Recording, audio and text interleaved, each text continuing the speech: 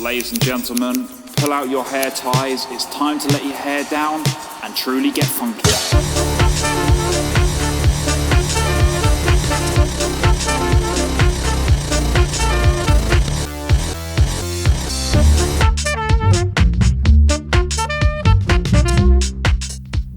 Welcome to All That's Hair, a podcast that explores the business of beauty, from the origins of the art of hairdressing to how hair salons have evolved to meet the changing ideal of beauty. Today we're going to talk about family.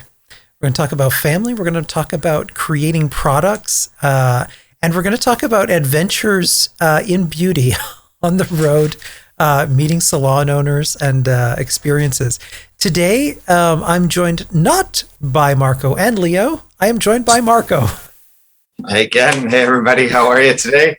I feel lonely over here. It's weird not having my sidekick beside me. I know you. I feel like I'm cheating on him or something. You know, it's a weird feeling right now.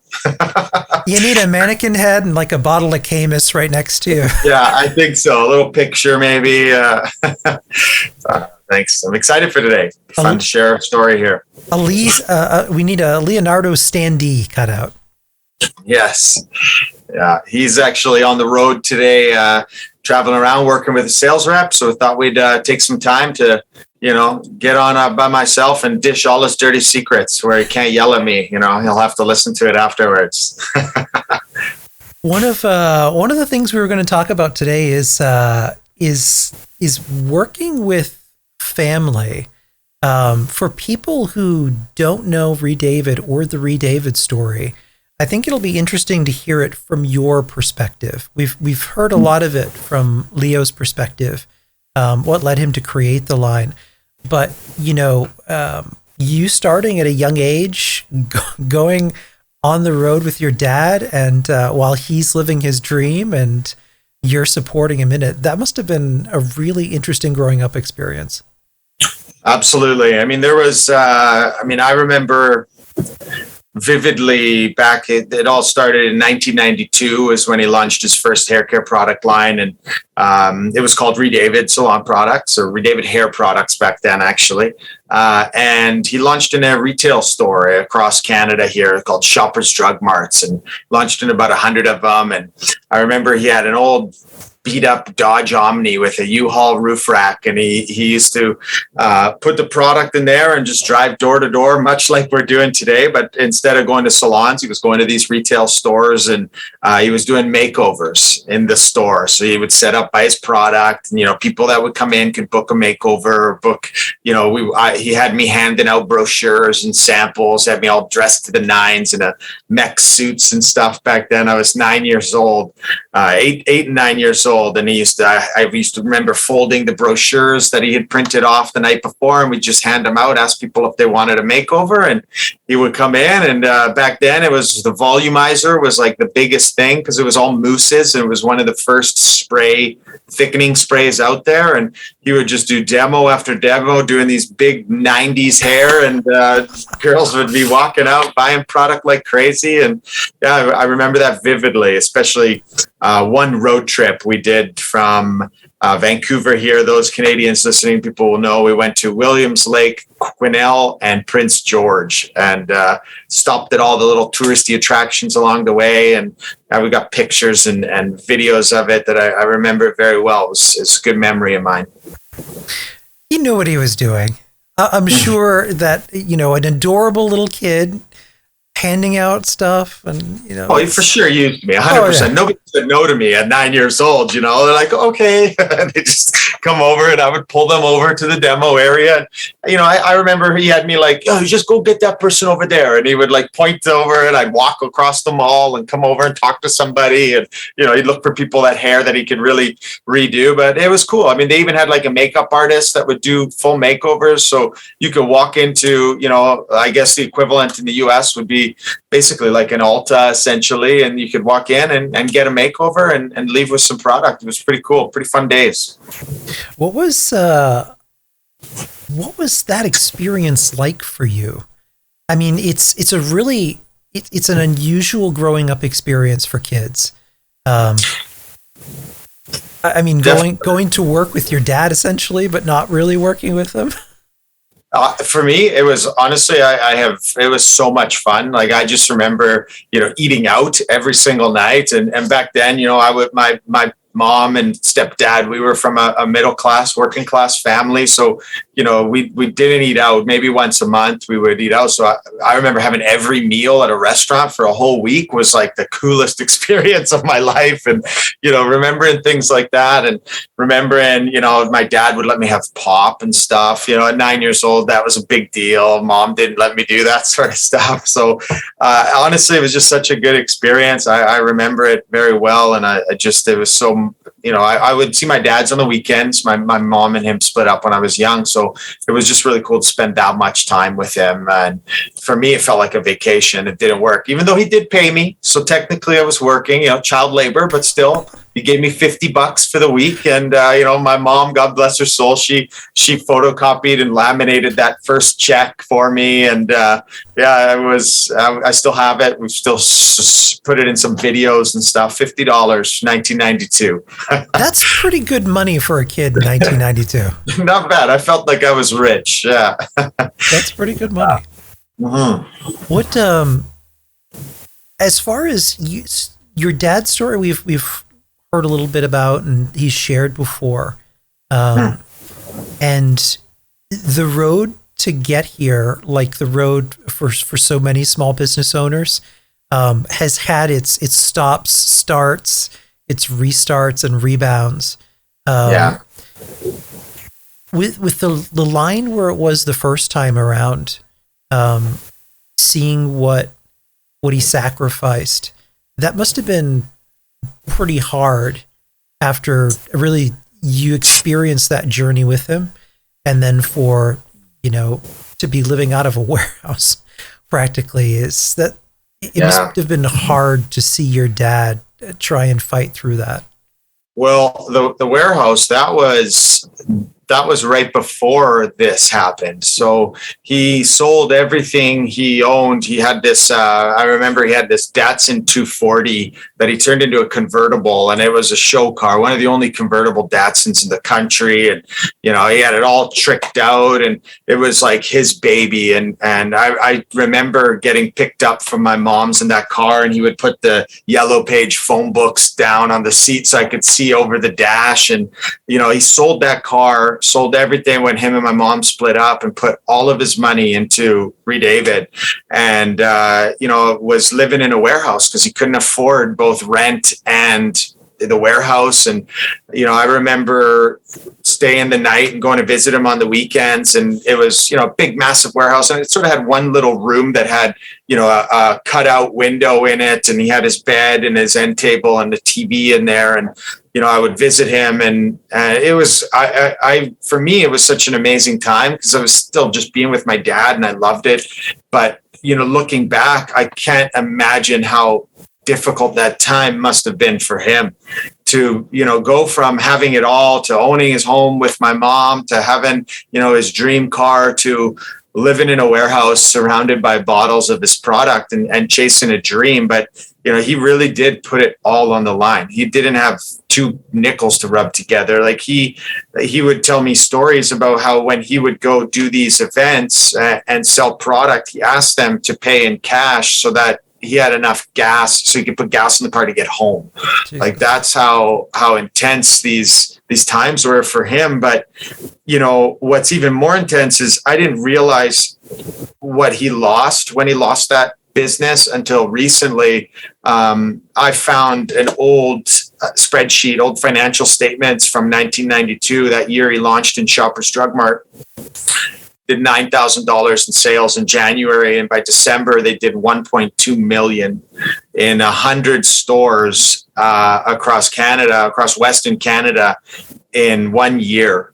He was supposed to be the next, Alberto, essentially, was who they were going for. Like things were skyrocketing for my dad. He went absolutely insane. Like, that money now is crazy. I didn't realize how he told me, oh yeah, I was so successful. It was great. But I didn't realize how successful until I saw those financial statements and the plan. I saw business plans. They were supposed to be in overweighty foods and in into London Drugs, going into Pharmasaves all across Canada. And, the projections were insane. They were talking about $30 million the next year across just Canada in a retail line in 1992. So, my dad was on the way up to the top in 1992. And then, had a friend that convinced him to take this company public, with numbers like this. Let's take it public. And my dad's a high school dropout. He moved to Italy, or moved from Italy to Canada in grade 8, had 1 year of Canadian education and had to drop out and start construction to provide for his family. So, he's not a businessman in the sense of like the business side of things, but my dad is very much the school of hard knocks, and one of the best businessmen I know now from what he's gone through and all of the challenges. But he trusted his friend at the time and said, all right, let's take this company public. And it turned out, my dad signed on the dotted line and ended up losing control of the company, and they just drove it into the ground. It was just a pump and dump stock move, a bunch of Chinese investors and a bunch of, scammers in Vancouver back in the old Vancouver Stock Exchange days, kind of the wild, wild west out here. And they took control of the company for my dad, and he lost the controlling share. And, he made a couple $1 million back then, but that was not what my dad was in it for. He wasn't never in it for the money. He was in it for doing something he loved and wanted to be, a star in the industry and get out there and share his product. And then, it was all taken from him. So, I had heard that story, but I didn't see the financials when that story. I didn't realize the potential and where he was going. And, pretty wild just to hear it, and sacrificed everything to make that dream happen, and it got taken from him in a power move there by somebody that took advantage of him. So that sucks.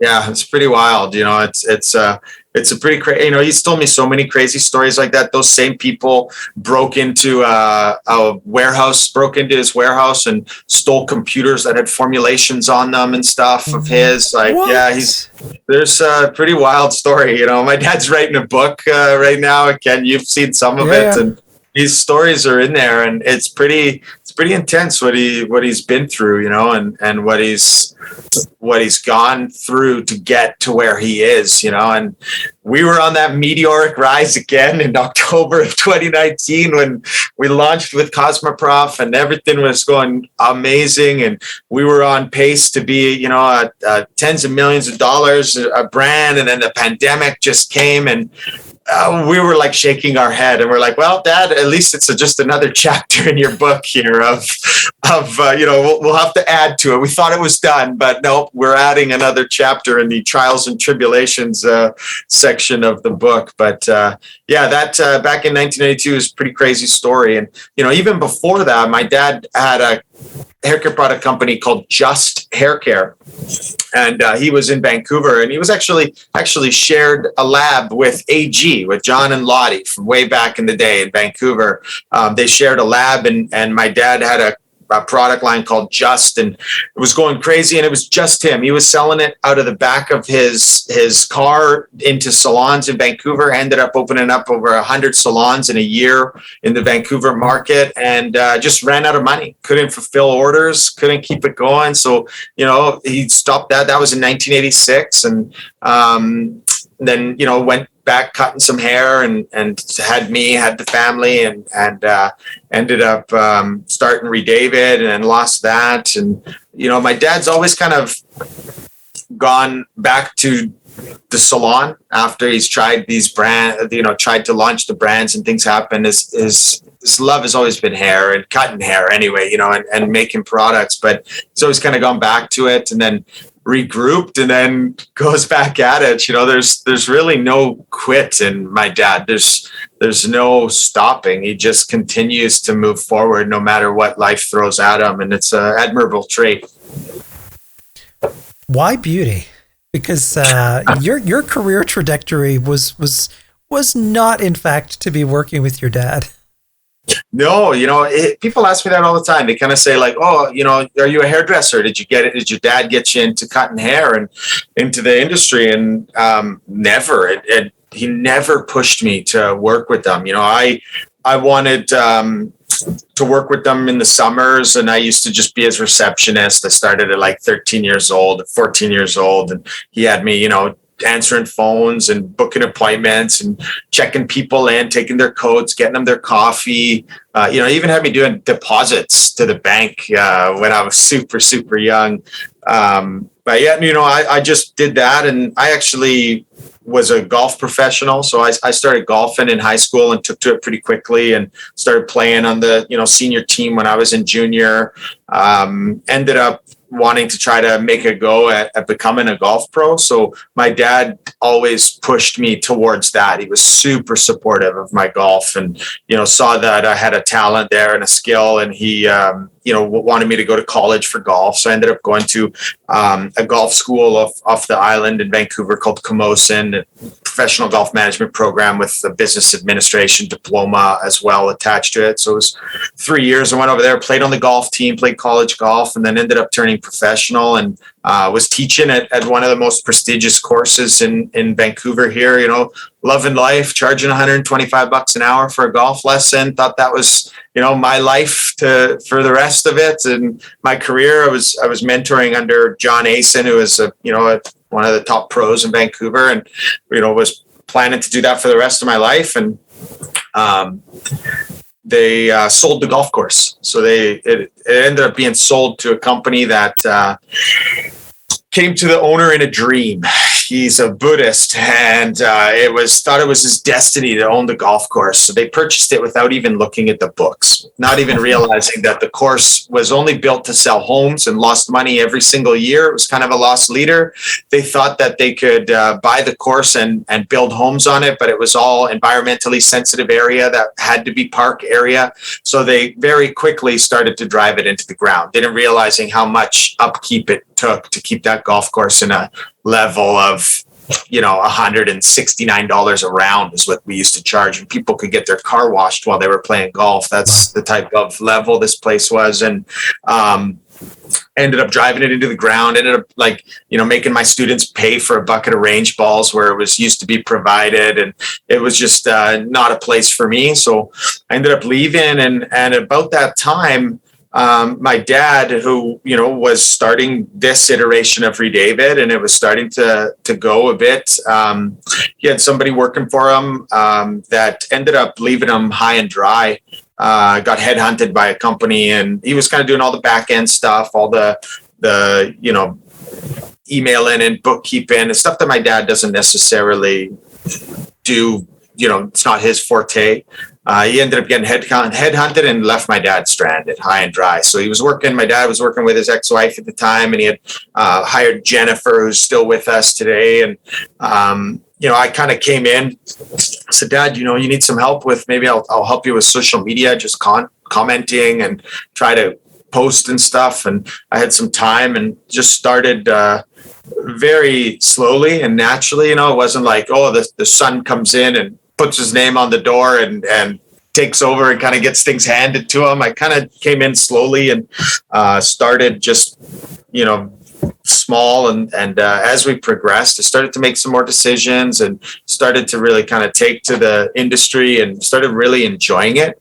We were with a distributor in Vancouver, very small, started, doing meetings for them. And, I can remember how nervous I was in front of 10 people doing a meeting. Like my hands were shaking, and it was the first time I'd ever done a presentation before. I was doing a PowerPoint and stuttering and so nervous. And it's funny when I think back of it. And now, we'll be at a trade show in front of, 500 people, and it's no big deal, or doing big launches in front of 400 Armstrong McCall franchisees and DSCs up on stage. It's fun to kind of think back, but yeah, I started just doing that and oversaw a packaging change that I kind of facilitated and thought would be a good change for Redavid. What was inside the bottle didn't match the initial package we had. It was this all teal, kind of very retail, right? And that's my dad's sort of background there. And if it was on a retail shelf, very eye-catching, but it was almost too loud for the luxury, high-end, clean salons that we were going for, that our price point was, that the product inside was. So we decided to do a full packaging change, color-wise and schemes, and kind of go with color-coded collections. And then I also oversaw the orchid oil launch from inception. So from, when my dad had the idea for the dual therapy and it was shot down by everybody, and people the distributor we were with said nobody's going to pay $50 for that. It's too difficult to use, the 2-pump system's not going to work, I don't think it's a good idea. And my dad didn't listen to a single person and said, nope, we've got a winner. This product is incredible, the way it performs. And we launched the orchid line and launched the dual therapy. And about that time, we were in Punta Cana for JOICO, Destination Education, and got my dad nice and drunk, and we had a walk on the beach, and he offered me the job as president. He said, I want you to run the company for 1 year, and if you do a good job, we'll reevaluate after 1 year and see where it goes. And that was 4 years ago now. So that was sort of my journey into Redavid. Timing was perfect. Timing was everything. Really, I don't think I could have worked with my dad's ex-wife, to be honest. She was the boss kind of, and I don't know if she would have taken too kindly to me coming in, and they broke up at the same time that the guy left them and that I was coming in, and it was just like timing was just perfect. The golf course had to be purchased. And now when I look back at it, I'm like, so many things happened perfectly for me and my dad to come together and to work together that I truly feel it's destiny. Like now I try to think what else I could do. And I can't even picture it. Honestly, I'm so grateful to be working with him and to be working together in this industry now. I don't see myself doing anything else. And it's wild how many things had to fall into place and had to happen for us to come together after, 31 years.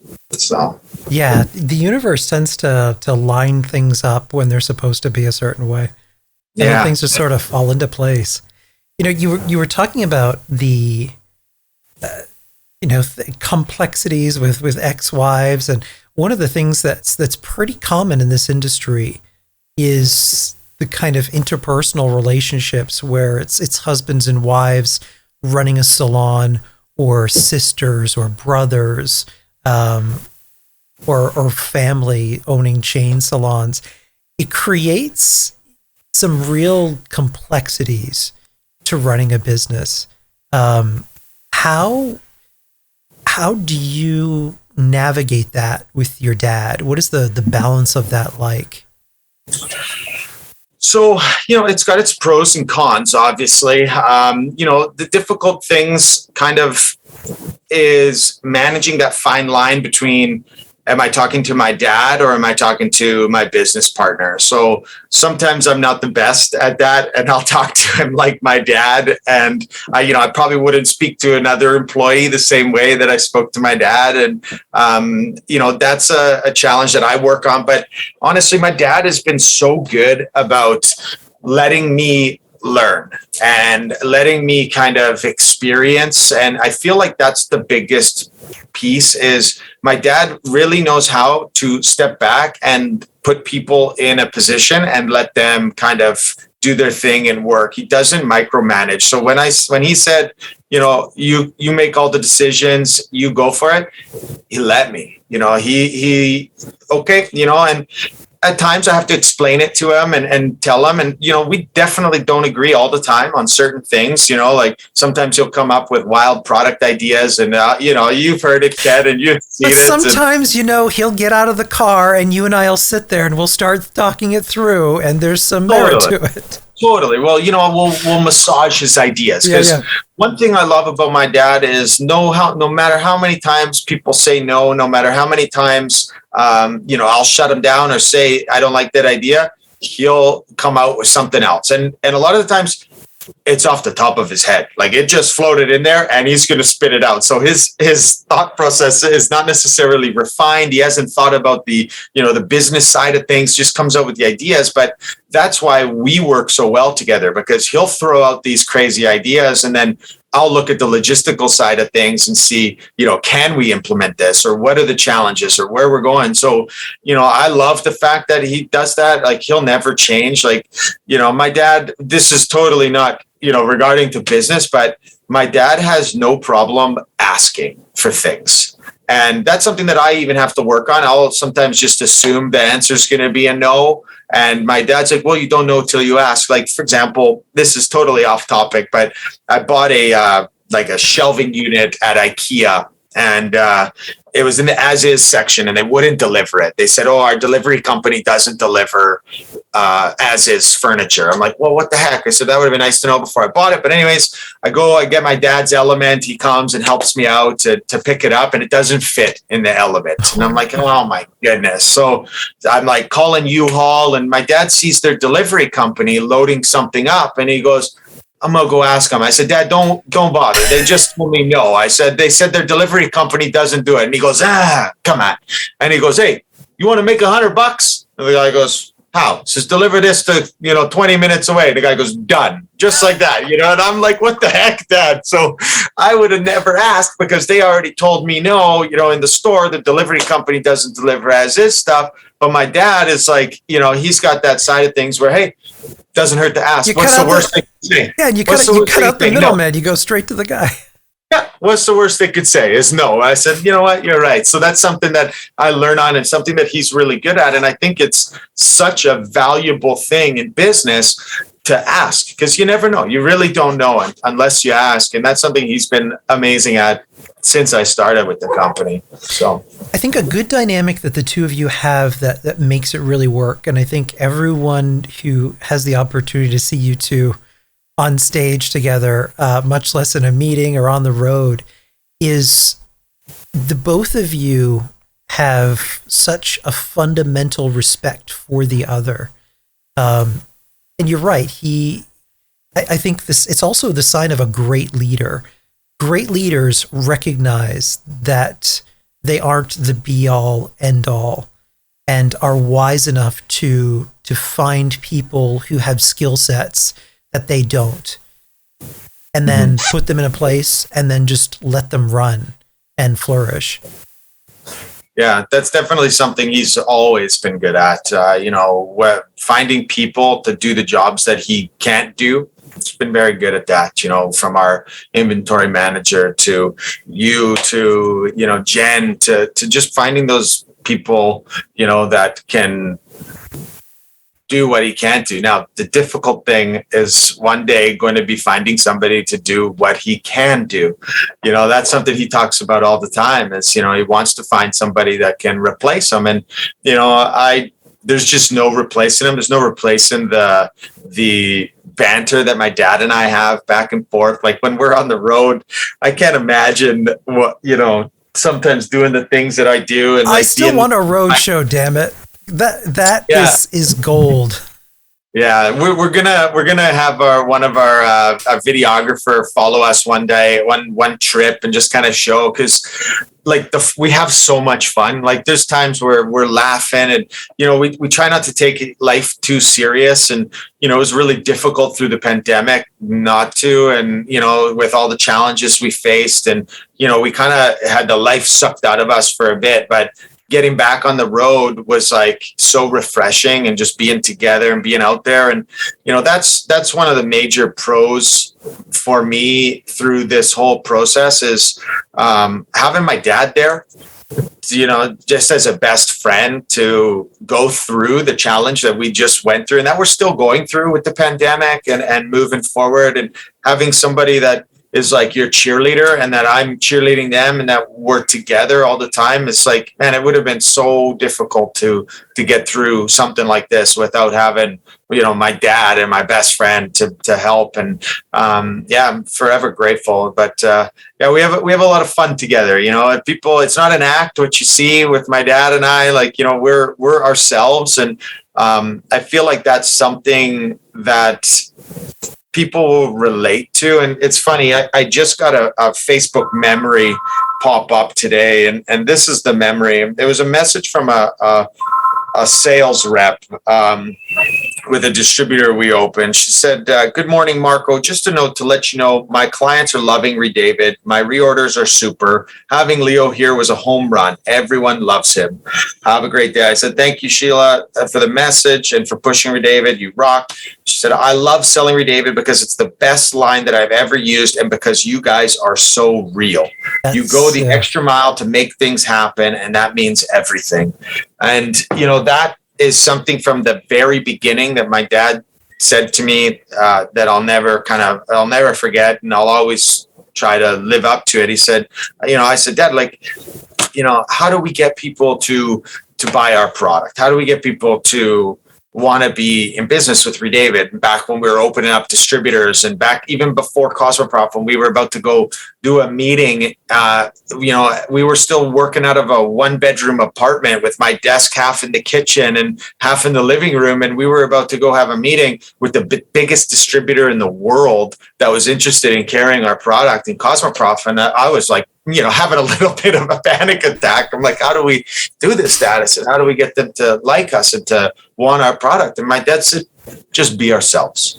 He said, "Just be ourselves. Don't be fake," because people are getting better at seeing through fakeness these days. They're getting better at sifting through all the crap and realizing the people who are real. And, that's been a core value of our company since we started it, was to just be us and, just be ourselves. And I'm a goof. I'm a big goof. And a lot of people, they see me with my suit on, and, I kind of have try to portray this professionalism, but I'm a big goof. And if you ask my wife, I do silly dances and I'm goofing around and I'm having fun. And I do that in the salon. It's why I kind of, needle my dad and poke him and have fun, because that's what I would do in real life. So I do it when we're doing our presentations, and I do it on the road because that's just who we are. And I'll never change that. And I think it's one of the reasons why we can put so much work and effort into what we're doing, being on the road for, 11 weeks at a time or 5 weeks at a time and working, because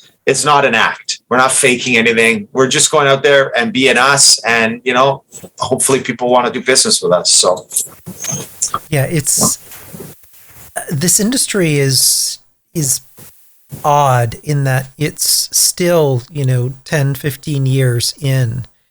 It's an industry that in some ways is always a little bit behind the times, because it's a service industry.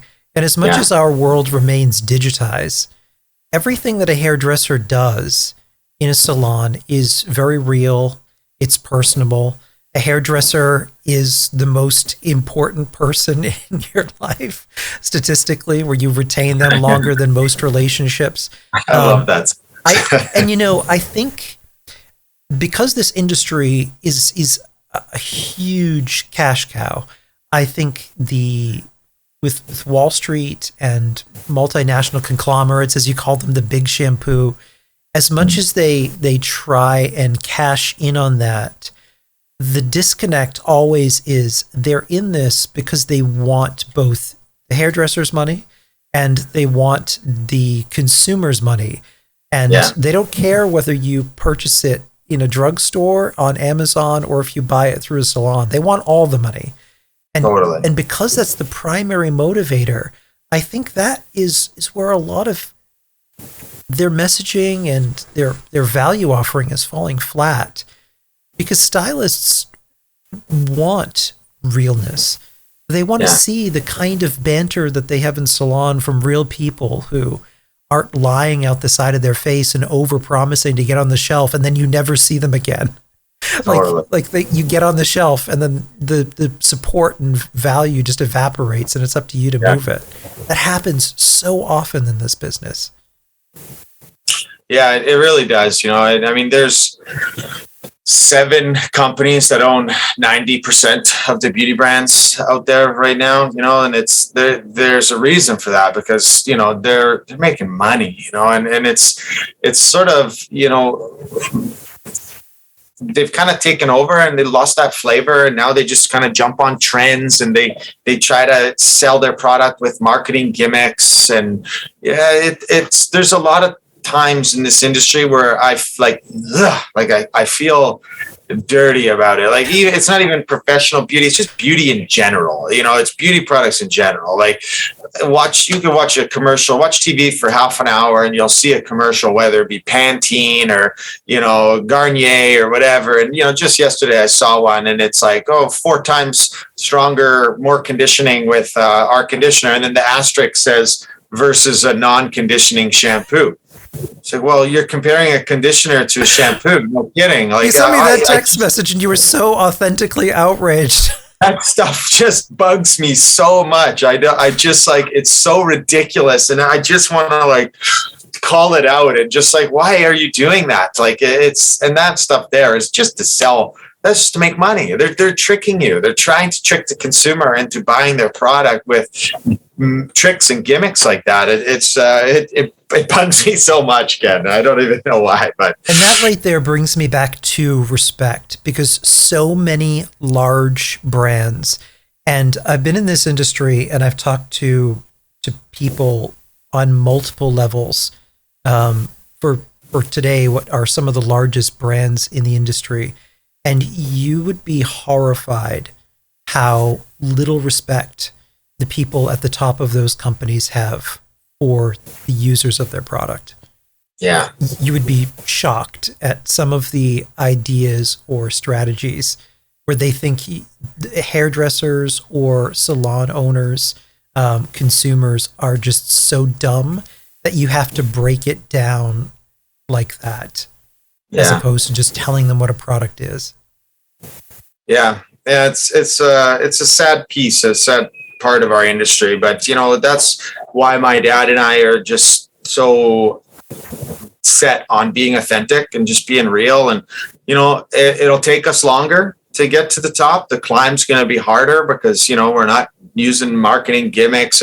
But for us, it's about longevity. It's about being here for a long time. It's not something that we're just trying to get in, make some money and get out. This for me is a legacy brand that, hopefully one day, my daughter, who's due tomorrow, hopefully she'll want to join the family business and take it over. This is not just a flash in the pan for us. We look up to companies like Paul Mitchell that, have been around forever and it's still family owned and family run. Like, that's the type of brand that, we want to be and we want to grow moving forward. So on the road, what has been for you the most surprising thing since you've started going on the road and meeting with salons? I would say, so I don't know, this for me, in the beginning, it was how receptive American salons were. So compared to Vancouver, I don't know what it is about Vancouver, but like if we go into a salon here and, we were detailing with a distributor in Canada here back when we first started, and it was like pulling teeth to get meetings to go in, and they just had this attitude about them. And then, we would walk into salons in, the States, and most recently we were in San Antonio and this salon called Altamoda, just a gorgeous salon in the Rim district of San Antonio. And I was like, prepared to be like blown off a little bit because, these fancy salons, I'm used to them having a little bit of, attitude. Man, they stopped their whole day in the middle of a Thursday and gave an hour for us to do a presentation and pulled every hairdresser into this salon. And I was just like, this is amazing. And that still happens to me. We have this reception from people, and I don't know if it's a Canadian thing, a US thing, or, maybe just Vancouver. We got a little bit of attitude, but the reception, and that's not every salon, let me tell you, that's just some, but we have a great base and some amazing salons in Vancouver that, we have awesome relationships with that we've had for years. But the reception in the US, which was different for me, I was shocked that we were being more well received in the US than we were in Canada. So that's one of the big kind of like, wow. moments. And then the other thing, and I know I speak for my dad when I say this, is how humongous the United States really is. Like it just boggles my mind. Like, Canada, we've got 36 million people, I think, in all of Canada. That's, there's more people in Texas and California, each than our entire population. But like, going into certain salons that, for us felt like, we're in little towns like, Pewaukee, Wisconsin, for example. We went into a salon called Spargo, and man, it was gorgeous. They had a waterfall inside the salon, from the salon level down to the spa level. They had Italian artifacts from, that were literal actual artifacts in, temperature controlled frames with the description on it. And it was all Roman and like Colosseum-esque. And, that was in a small town in Wisconsin, like the beautiful places. And yeah, it was just, I think just the sheer size of the United States. And, we could work every day on the road for the next 10 years and not hit every salon that our distributors call on. That's just the amount of people blows our mind.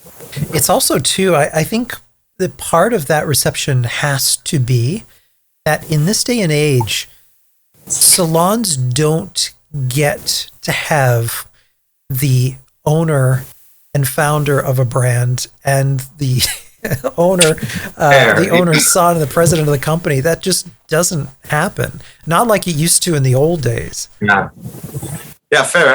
That could be it for sure. It does help the sales reps get some appointments when they get to say that the owners are there, and they can talk about the product and what it's been doing. But we've been in salons in Fargo, North Dakota, and we're in a salon, and it was a smaller salon, 6 people, and the guy was telling about how he had Rusk in there, in his salon 20 years ago. It came, and we were the first owner of a brand since Irvin Rusk to come into a salon.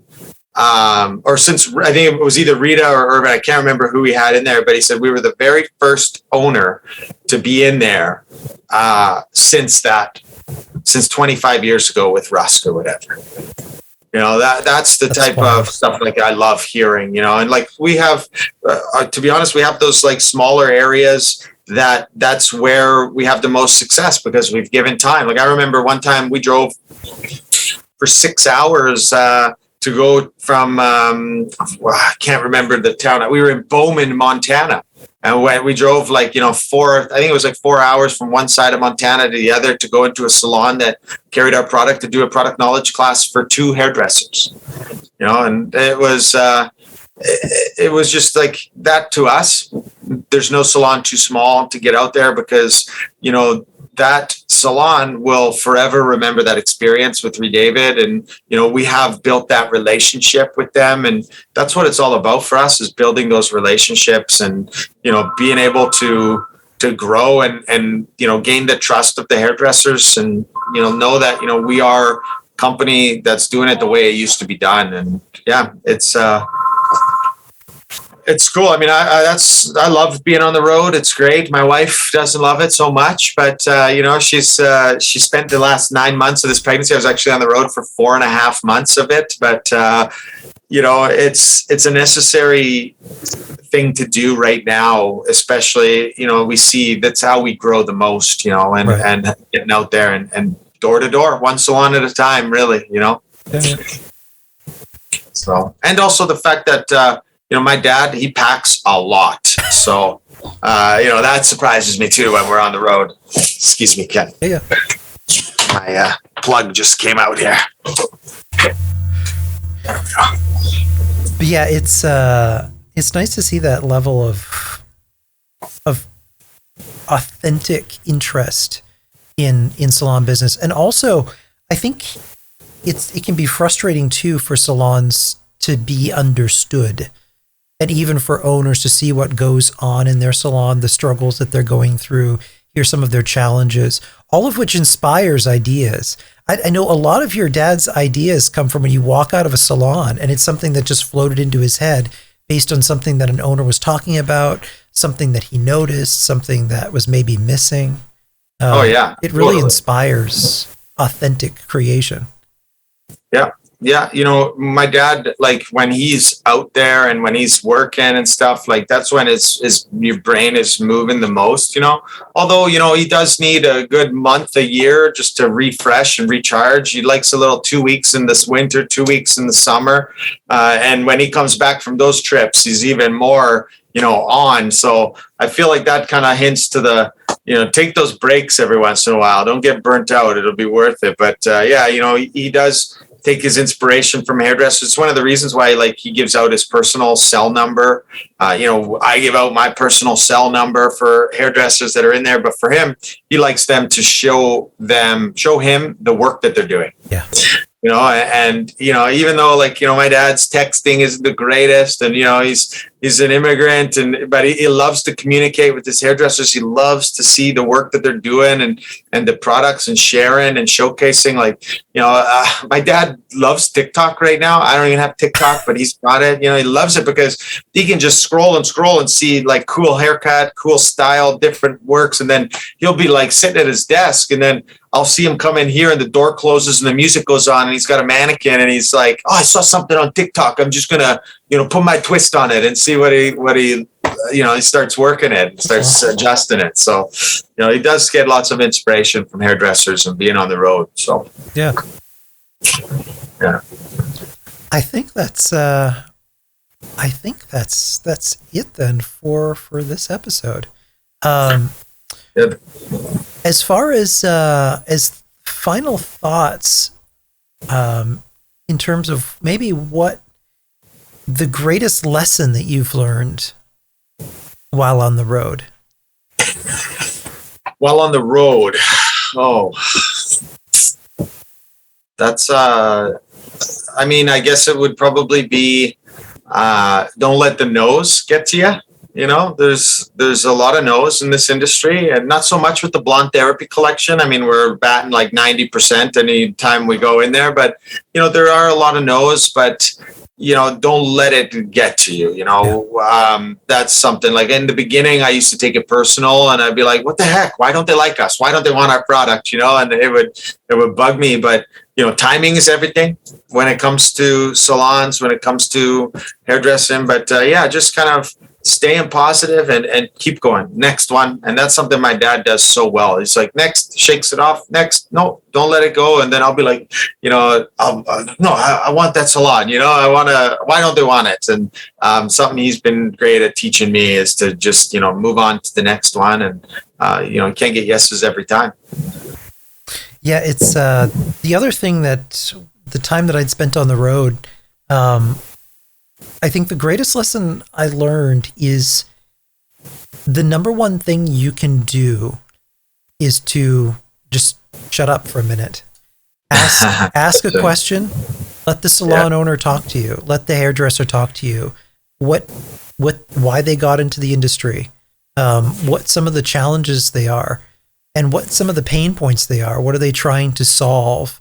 And can what you have or ideas that you have solve the problems that they have? I think that's one thing that I really learned is the listening, because particularly owners and hairdressers, they want to be heard. They want to know that you're not just in there to write an order and leave. They want you to actually listen to them. Absolutely. That's great advice. Yeah. Well, that is it for this episode of All That's Hair. We're going to be back next time digging into some facts and figures of this industry for 2021 to catch up on what's changed and post-COVID, how things are shaping up for this year. Until then, have a good day. Awesome. Thank you. See you, Ken.